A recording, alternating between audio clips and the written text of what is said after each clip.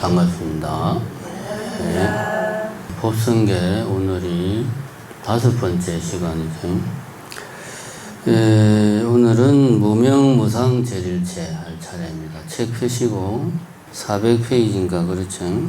자, 오늘은 3번째 줄 무명무상재릴체. 이름도 없고 모양도 없고 일체가 끊어졌다. 무명무상재릴체. 자, 요거를 오늘 할 차례입니다. 법성계 구성 저번 처음 시작할 때 아주 간단하게 이야기했지만 처음에 네 구절은 이제 깨달음 그 자체를 이야기하는 거다. 그래서 이거는 깨달은 사람만, 깨달은 분만이 알 수 있는 경계다. 그런 이야기를 했습니다. 그런데 그게 내용이 보니까 법성이라는 게 어떤 거냐 하는 내용이더라. 그렇게 그런 이야기를 했습니다. 자세한 이야기는 유튜브를 보시고, 이제 오늘은 3번째를 할 건데, 무명무상재릴체. 뭐가 무명이고 뭐가 무상이고 뭐가 재릴체냐. 이름도 없고 모양도 없고 일체가 끊어졌다. 무엇이? 주어가 빠졌죠. 주어가. 우리가 이제 보통 문장을 만들 때는 주어가 항상 있잖아요. 뭐 나는 집에 간다. 뭐 이렇게. 근데 이제 우리가 일상적으로 말할 때는 그냥 주어는 빼고 말을 많이 합니다. 그냥 집에 갈래? 그러면 내가 집에 간다는 말이죠. 여기서는 이제 우리가 지금 계속 요 앞부분에서는 법성이라는 게 뭐냐 하는 이야기를 하고 있으니까 이 주어가 법성입니다. 법성이라는 것은 모양도 없고, 법성이라는 것은 이름도 없고, 법성은 일체가 끊어졌다. 근데 이제 앞에 말은 이해가 돼. 아, 법성은 이름도 없고, 법성은 모양도 없구나. 근데 법성이 일체가 끊어졌다. 이게 무슨 말이지? 말이 이제 우리나라 말은 우리나라 말인데, 무슨 말인지 도통 감을 잡을 수 없는 말이에요.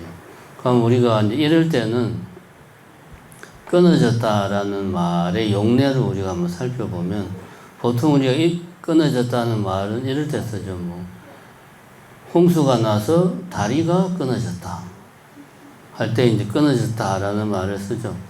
그 다음에 줄을 잡아 당기니까 줄이 끊어졌다. 이런 표현을 씁니다. 요거는 뭔가 이렇게 길다란 게 두동강 나는 상황이죠. 길쭉한 다리가 중간에서 잘라져 가지고 두동강 나는 줄이, 길쭉한 줄이 있는데 이것이 두동강이 나는, 요렇게 우리가 끊어졌다라는 말을 쓸 때가 있고, 그 다음에 내 이제 니하고는 인연을 끊을 거야. 이런 표현을 쓸 때는 인연이라는 놈을 반토막으로 끊는다는 말이 아니죠. 나와 너 사이에 맺어진 인연을 끊겠다.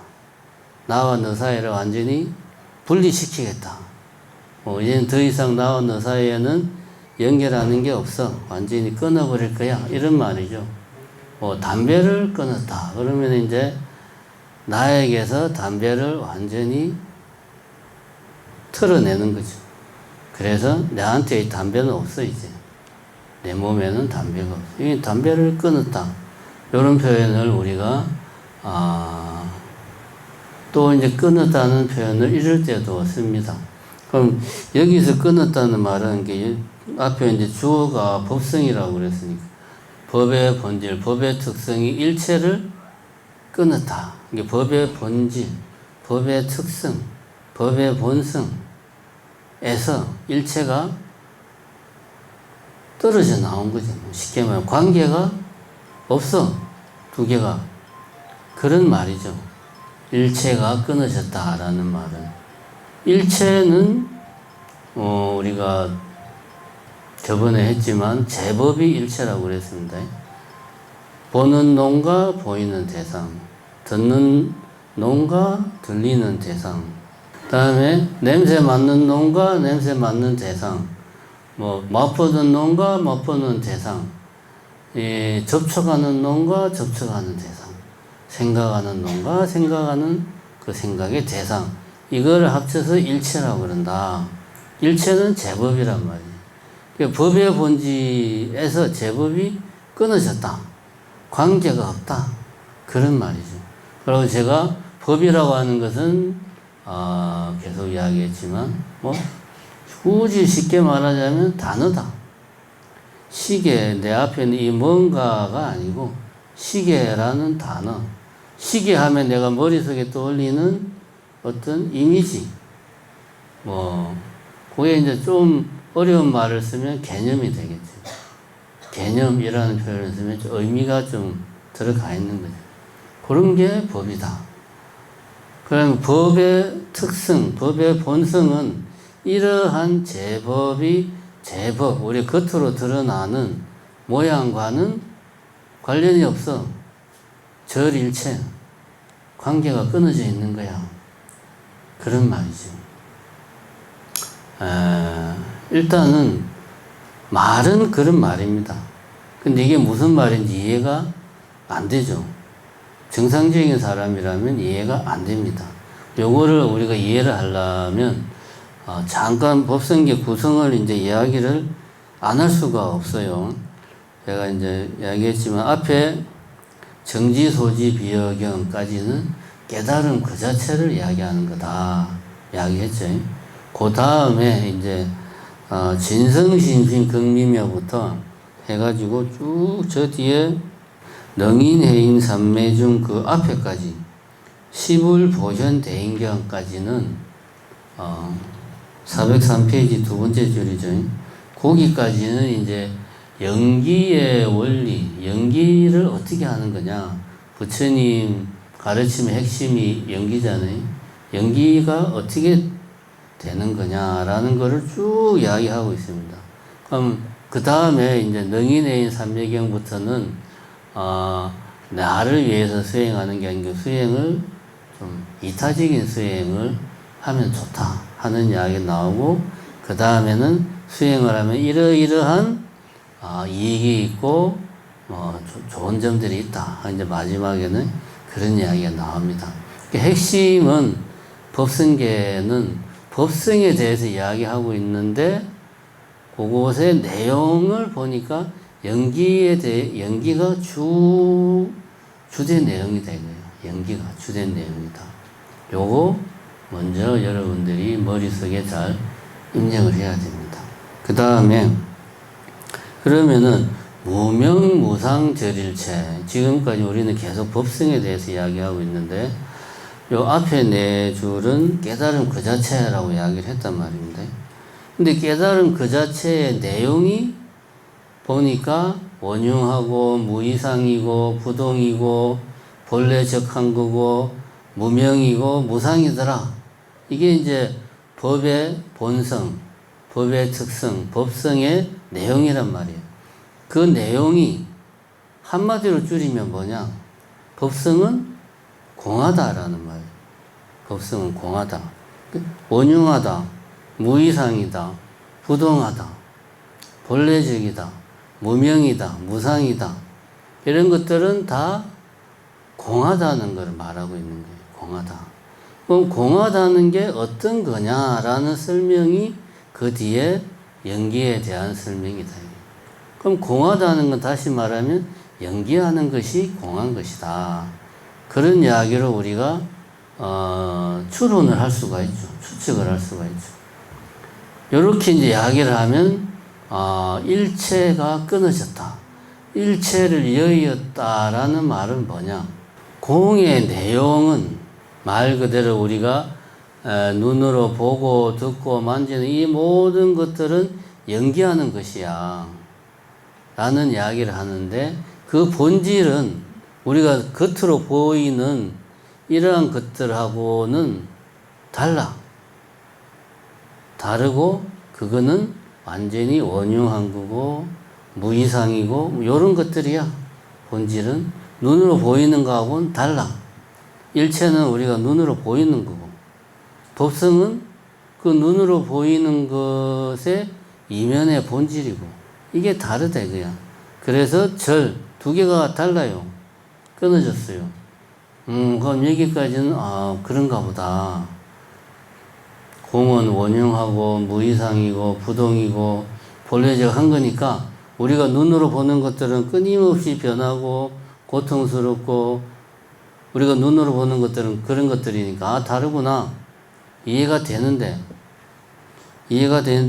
그러면 그게 구체적으로 뭐가 어떻게 다르다는 거냐. 아주 쉽게 말하면 이거죠. 아까 제가 법이라는 게 그거라고 그랬지. 예를 들면 시계. 그러면 시계 하면 내 머릿속에 떠오르는 이미지. 시계라는 단어. 시계라는 개념. 이게 법이다. 그럼 이거는 뭐예요? 내 눈앞에 있는 이거. 이거는 뭐라고 말을 할 수가 없다. 뭐라고 이름 붙일 수가 없어요. 무명이야. 이거는 딱 정해진 모양이 없어. 무상이야. 이거는 원흉한 거야. 그러니까 우리가 두 눈 뻔히 뜨고도 공성을 눈을 뜨고도 바로 내 눈앞에 있는데 못 보는 거예요. 쉽게 말하면. 그러니까 이미 이 세상은 극락정토야. 쉽게 말해서. 극락정토인데 우리가 눈이 안경을 우리가 새까만 안경알을 쓰고 있어가지고 안 보이는 거예요. 그럼 이 세상이 어두컴컴한 겁니까? 내 눈이 잘못된 겁니까? 내 눈이 잘못된 거지. 그 안경만 벗으면 돼. 세상은 내가 잘못된 안경을 쓰기 전에도, 안경을 쓰고 난 뒤에도 똑같아요. 극락정토야. 그 자체는 광한 거예요. 그러니까 법성과 일체가 끊어져 있다 하는 말은 머릿속에 시계라는 이미지하고 내 눈앞에 보이는 뭔지 모를 말로 표현할 수 없는 이것은 다른 거야. 근데 우리가 착각을 해. 이것이 시계라고 우리가 착각을 한다는 거죠. 거기에서부터 모든 고통이 시작된다. 이런 의미가 절일체가 담고 있는 말입니다. 벌써 15분이 흘렀네. 무명에 대해서 이야기를 하자. 이름이 없다. 법성계는 어렵습니다. 말하는 저도 잘 모르고 이야기하고. 그러니까 당연히 듣는 여러분들도 뭔 소린지 제가 10마디 하면은 한두 마디는 알아듣는데 나머지는 그냥 왼쪽 귀로 들어왔다가 그냥 오른쪽 귀로 나갑니다. 그래도 자꾸 들으면 개 중에 한두 개가 좀 게으른 놈들이 들어왔다가 나가야 되는데 안 나가고 내 머릿속에 남아있는 애들이 있겠죠. 그런 애들이 쌓이면 이제 이게 이런 말이구나 이해하는 겁니다. 그러니까 뭔 소린지 몰라도 그냥 제가 항상 강조하지만 아는 척 하다 보면 진짜 알게 돼요. 모른다고 내 자신한테 체면을 걸면 안 돼. 나 다 아는 이야기야 하고 자기한테 체면을 걸어야 돼. 어쨌든 이제 무명에 대해서 이제 이야기를 해보죠. 이름이 없다는 게 무슨 말이냐? 쉽게 말하면 이게 우리가 상식적으로 이해가 안 돼. 왜 이름이 없어? 이거는 뭐 아이패드 이름이 있죠. 시계 이름이 있고, 책 이름이 있고, 카메라 이름이 있고, 하늘 이름이 다 있습니다. 근데 왜 이름이 없다고 그러지? 근데 우리가 잘 생각해 봅시다. 예를 들면 여기 내가 있어요. 나는 대한불교 조계종과의 관계에서는 스님이요. 그죠? 그리고 나는 우리 어머니와의 관계에서는 나는 아들이고, 내 조카가 보기에 나는 삼촌이고, 삼촌이 보기에 나는 조카고, 내가 도청 앞에 길을 가고 있다. 그러면 나는 그냥 길을 지나가는 행인이고, 길을 가다가 배가 고파서 중국집에 들어가서 짬뽕을 먹으려고 중국집에 들어갔다. 그럼 중국집 주인한테 나는 뭡니까? 손님이죠, 손님. 그럼 나는 스님이기도 하고 아들이기도 하고 삼촌이기도 하고 조카이기도 하고 행인이기도 하고 손님이기도 하고 이게 다 나예요. 나한테 이런 이름들을 다 부여할 수가 있어요. 어느 게 진짜 내고 나머지는 가짜냐, 가짜 내 이름이냐 따질 수가 없죠. 다 내가 맞아요. 이 모든 이름들이 다 나를 가리키는 거예요. 그런데 우리가 생각을 좀 확장을 해보자.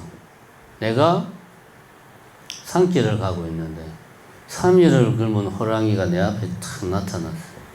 그럼 그 호랑이한테 나는 뭡니까? 스님입니까? 행인이에요? 손님이에요? 뭡니까? 한 끼 식사죠. 호랑이한테 나는 한 끼 식사예요. 그죠? 나는 좀 표현이 이상한데 어머니한테 한 끼 식사다. 말이 안 되죠. 내 어머니와 관련되어서는 나는 그냥 아들이에요. 호랑이와 관련해서 나는 손님이야. 말이 안 되죠. 그러니까 내가 아들이다. 삼촌이다. 조카다. 행인이다. 손님이다. 스님이다. 말을 하려면 반드시 먼저 그것의 어떤 그 원인, 조건이 있어야 돼요. 예를 들면 아들이다 라고 내가 결과적으로 아들이야 라고 말을 하려면 엄마라는 원인이 먼저 있어야 돼요. 엄마라는 조건이 있어야 이것이 인연이 되어 가지고 인연이 되어서 아들이라는 결과가 일어난다, 생긴다. 이게 뭡니까? 연기. 이게 연기예요. 근데 조건이 호랑인데 결과가 손님이라는 결과가 생긴다. 이런 일은 없어요. 항상 원인에 따라서, 조건에 따라서, 인연에 따라서 거기에 의지해서 결과가 생긴다. 이게 인연입니다. 나에 대한 이름도 나에게 하는 고유한 뭔가가 있는 게 아니고, 그렇죠? 어떤 데는 스님, 이게 인연이 뭐냐에 따라서, 어떤 데는 삼촌, 어떤 때는 조카, 어떤 때는 한 끼 식사, 어떤 때는 손님, 이게 바뀌는 거예요. 그럼 이렇다면 이 중에 어떤 게 진짜 내 이름이냐? 딱 꼬집어 말할 수 없으니까 이거는 이름이 없는 거나 마찬가지 아니냐라고 우리가 생각할 수가 있습니다. 근데 이거는 그렇게 생각을 하는 거고 약간 억지 주장이죠. 그럼 지금 이야기를 좀 더 발전을 시키자.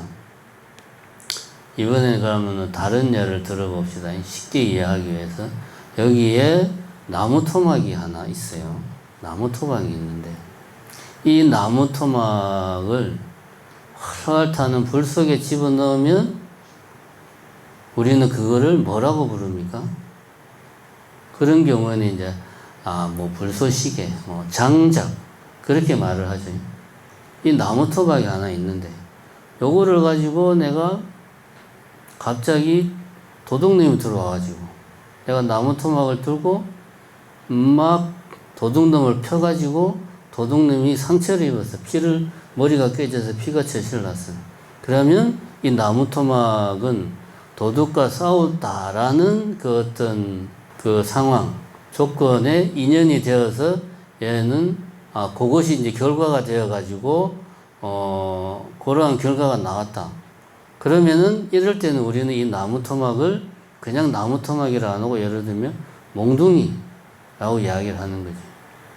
이 어떤 나무 토막이 있는데 내가 이 나무 토막을 가지고 한옥을 집을 지었어.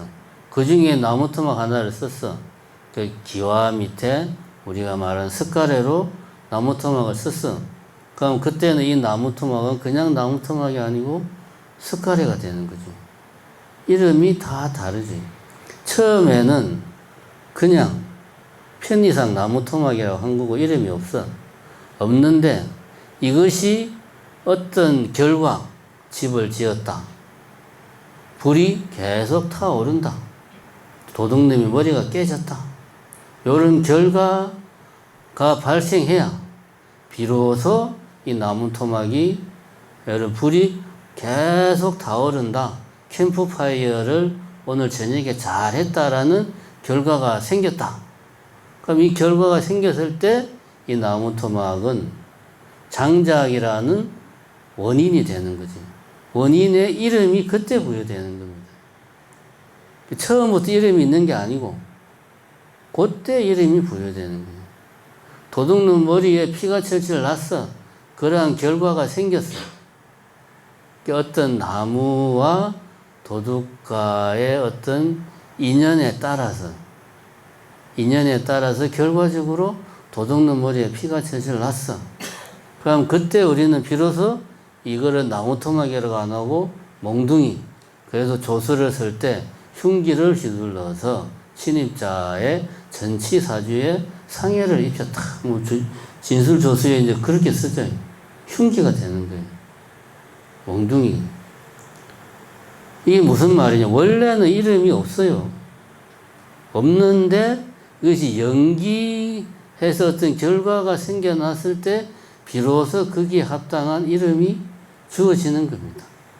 이게 무명을 이야기하는 거예요. 이름, 나무토막 같은 경우 그렇고 컵 같은 경우도 마찬가지죠. 우리는 이걸 그냥 컵이라고 그래요. 그지? 이거는 뭐 초등학생도 보고 컵이라고 그래요.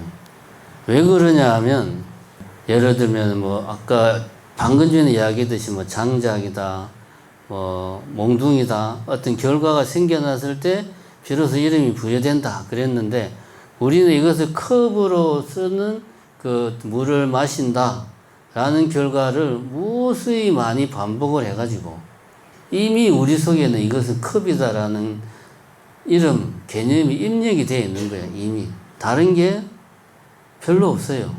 선입견이 꽉 들어가 있는 거예요. 그래서 우리는 이거를 보면 설령 이걸로 내가 물을 안 마셔도 컵이라고 그래요. 근데 만약에 아프리카 원주민이 있는데 이 세상 문명을 접하지 못한 원주민이 있다고 치자. 이 원주민 사이에서는 뭐 그럴 일은 별로 없겠지만 물을 마시는 이런 컵을 사용을 안 하고 그냥 손으로 뭐 물을 떠 마신다든가 그런 문화여서 컵 비슷한 거를 사용하는 문화가 없어. 근데 이런 아프리카 원주민이 어째저째 해가지고 문명사에 와가지고 이걸 처음 봤는데 하필이면은 사람들이 만두피를 만드는 걸 본 거지. 컵으로 딱 밀가루 반죽을 해서 펴가지고 컵으로 콩콩콩 찍어서 동그란 만두피를 만드는 거를 처음 본 거야. 컵으로. 우리는 그게 컵인데 그럼 그 사람이 이걸 보고 저거는 만두 만드는 도구구나 뭐 라고 생각을 하지 컵이라고 생각 안 하겠죠. 우리는 선입견이 클 뿐이에요. 우리는. 그래서 원래는 이름이 없는데 어떤 결과가 이 연기에 따라서 결과가 생겼을 때 그에 합당한 이름이 주어질 뿐이다. 제가 이제 나무토막 이야기했고 나라는 것도 이야기했고 이게 무명입니다. 원래는 이름이 없다. 공하다. 공하다. 공의 내용은 연기다. 그 이야기죠. 한마디로 말하면 무명무상절일체 이어서 계속하겠습니다. 감사합니다.